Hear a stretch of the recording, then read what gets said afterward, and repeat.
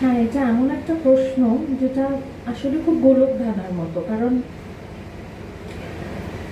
Pattern এমন একটা ব্যাপার না যেটা একটা প্যাটার্ন ভাঙলেও আবার আরেকটা প্যাটার্নের মধ্যে ঢুকে যেতে হয়। মানে কোনো না কোনো প্যাটার্ন ছাড়া বোধহয় বেঁচে থাকাটা সম্ভব হয় না, সেটা ক্রমে বোঝা যায়।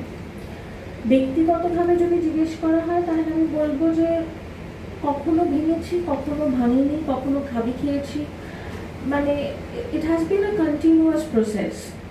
ফর এক্সাম্পল, বিজয় লক্ষ্মীদি বলছিলেন যে উনি যেহেতু সবচেয়ে সিনিয়র তাই ওর যে ধরনের দেখা প্যাটার্ন সেগুলো আলাদা। খুব ইন্টারেস্টিংলি আমি যদি সেই বয়সের রেখাটা ধরে ভাবি যে আমি এদিকের শেষ বিন্দুতে বসে রয়েছি, আমিও কিন্তু খুব কম বয়সে বিয়ে করেছি। তার মানে আসলে কিন্তু সেই প্যাটার্নটা এখনো কোথাও একটা আছে। ডিফারেন্সটা কি না, এখানে আমাকে কেউ ঘাট ধরে অ্যারেঞ্জ ম্যারেজ দিয়ে দেয়নি। আমি একটা প্রেম করছিলাম, আমি কোনোদিনই মিথ্যে বলতে পছন্দ করি না, তো বাড়িতে এসে বলি যে প্রেম করছি, আমাকে বলা হয় তুমি যদি ঘোরাঘুরি করতে চাও তাহলে তুমি বিয়ে করে নাও।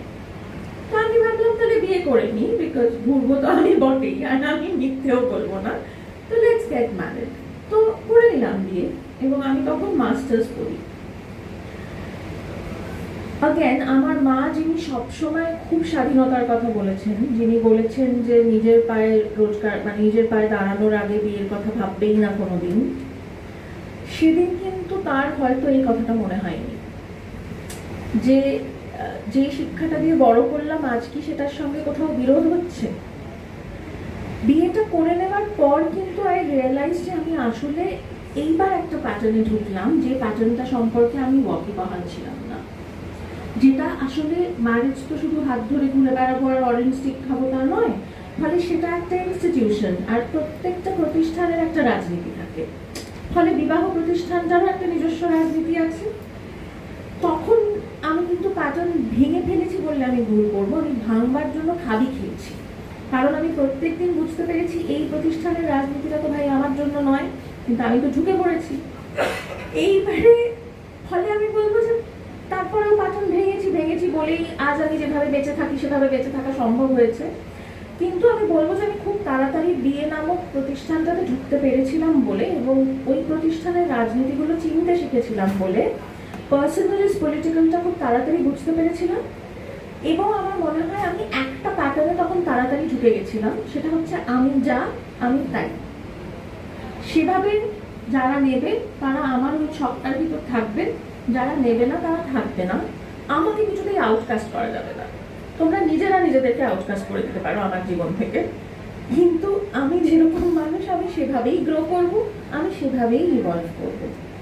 তারপর অনেক বছর হয়ে গেছে, প্রায় 14 বছর হতে চললো, বনবাস এইবার শেষ হবে বলে। কিন্তু একই রাম একই সীতা আছে, বদলা বদলি ছাড়াছাড়ি এই মুহূর্তে হয়নি। কিন্তু যেটা হয়েছে, যে কজন মানুষ আমার জীবনে থেকে গেছেন তারা আমিকে আমি হিসেবে নিয়ে থেকে গেছেন। কিন্তু তারপরেও আমি বলবো সব প্যাটার্ন তো ভাঙতে পারিনি, এখনো আমি কোনো না কোনো একটা প্যাটার্নের মধ্যেই থাকি।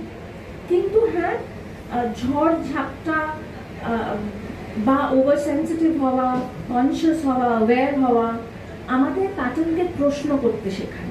প্যাটার্ন আমরা সবাই ভাঙতে পারবো না, but questioning the pattern and understanding that প্যাটার্নের কতটুকু নেব কতটুকু নেব না, কোন কোন ছকটায় পা ফেলবো কোন ছকটায় পা ফেলবো না, এই চিনতে শেখা আর বুঝতে শেখাগুলোই আমার মনে হয় আসল অ্যাওয়ারনেস, আসল সেন্সিটিভিটি।